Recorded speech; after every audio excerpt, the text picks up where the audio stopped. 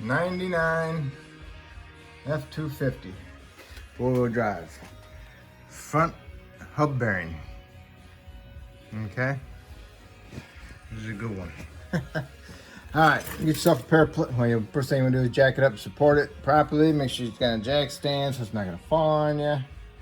And also you need a pair of pliers, because this spring clip goes inside here. You squeeze it together and then you pull it out. Then you just wiggle this and you pull it out. Boom, pull it out. Okay. Set it aside. Then inside here, you got a heavy duty snap ring, a washer, and a plastic fake nut. Okay. So then you need a nice good pair of big snap ring pliers. These are snap-on. Harbor Freight, the older ones didn't work very good, but sometimes they work. So the new style Harbor Freights work, as far as I know. But I got a snap-on one, and that works the best. So you want to remove the snap ring, open it up, and then pull it off, and then you remove the washer, and then you remove the fake nut. Okay, so it looks like that inside there. All right. The next thing you want to do is take off your tie rod end nut, remove the cotter pin, remove the nut, smack the knuckle right there with your hammer, break the taper loose. Okay. Then after that, you can swing the tire, not the tire, but the whole assembly in, so you can undo the caliper. All right. Okay. There. So undo your ABS line along your brake line and up into your frame. Then we gotta squeeze a little clip in to release it. Push the clip in right here and then release it. And they got this fastened up against the right in here. They got one clip and a little guide. This one doesn't have it at the moment. So, but anyway, get that undone, get that off to the side. Then you want to remove your caliper, which is usually a 5/8, a 16 millimeter for the caliper bolt. There's one here and there's one there. This one happens to be a 17. Remove the caliper, set it aside, make sure it's not hanging on it, on the brake line. Then you want to remove your caliper bracket, which is a 21. There's two of them, one here and there's one down below. Okay, that's a 21. All right, so we're gonna do that. A little note, okay. See the little round dot? Not round dot. That's on the outside pad. Sometimes when somebody replaces pads and they put the round dots on the inside,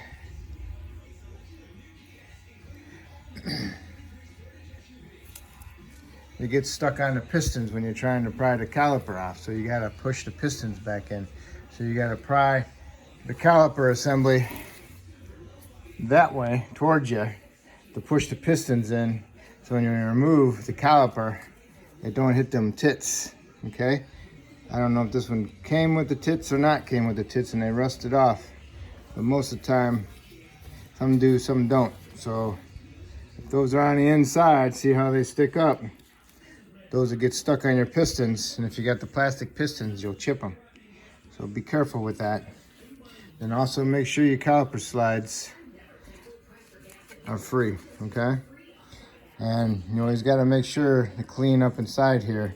Remove your pads, remove the clips, and clean underneath there to rust out from underneath them.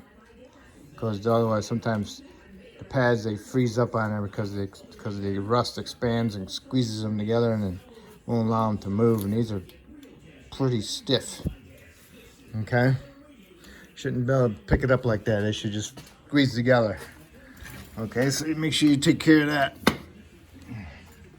All right, so now your rotor should be able to come off. If it's not, you gotta spray some penetrant around it, smack it around at the hub to help the vibration of it break the rust free and get your rotor off. Sometimes you might have to hit it on the sides, not on the rotor surface, unless you're replacing the rotor. All right, next you need to do is get your hub bearing nuts, okay? The nuts are on the back side inside here. On the other side of these studs. Sometimes the studs come with them, sometimes they don't. Those are a 21 millimeter, and that's what the stud looks like, and that's what the nuts look like. Okay, so what I use is a 21 deep impact.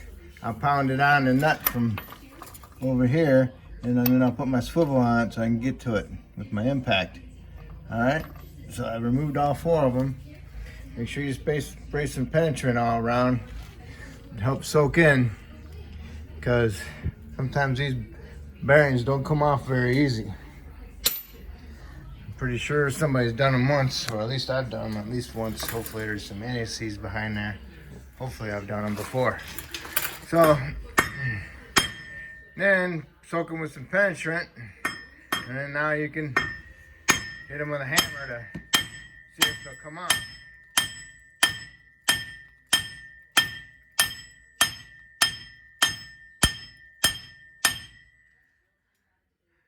See some movement, okay? But if yours ain't coming, then you're gonna have to pound a chisel in there, a small one, and keep pounding it in there to get it to move a little bit, and keep putting some penetrant on to help soak it, okay? So now I'll go to the front and hit the front. Now, bad news, you got your U-joints. Let me get you a light. U-joints, they're all rusty looking. You know, bad news. U-joints are shot too. But anyway, sometimes when you pull this hub bearing off, that seal sticks to inside the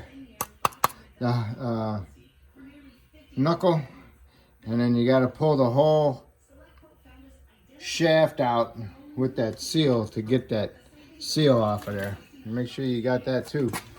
All right, because you got the vacuum line that goes to the knuckle. You want to take that off too with your ABS, your caliper. I'm sorry. All right, that's fine. Just don't break the little tab nipple sticking out. Don't bust that off. All right, so I'm gonna see what happens when I remove my bearing. Don't forget to remove the 8 millimeter headed bolt that holds the ABS wire onto the knuckle. Okay, I did. All right, 8 millimeter. Okay, I got mine off. Okay, that's all there is to it for the hub bearing. But now, right here, there's a seal inside there. What they call that vacuum pack seal. And that's connected to that shaft, so you have to pull that whole shaft out to get to that seal. The seal is on the shaft, and also the seal is stuck to the knuckle, so then you got to pry on the U-joint part and force it out that way. I pulled the hub bearing off. Another washer came out. Forgot about that one. I didn't look in there good enough. Just assumed, I guess. So there's actually a thick washer, your fake nut, and a thin washer, and then your snap ring. Okay, so keep track of that. All right, get yourself a big pry bar. What you want to do is stick the pry bar in between this seal and the axle housing, and then you want to pry it out. And once it moves a little bit, keep pushing it out a little bit more, and then you can go on the other side of the seal and pry it out, okay? See how much it's gone out? So now you can pull that whole axle out. It's a short one, it's not about a 1.5 feet long, because it's got to go into the front diff. All right, just stick your hand inside here and help support that when you're dragging it out. All right, and here's the seal and everything. That's the way it looks. Okay. Okay. There it is.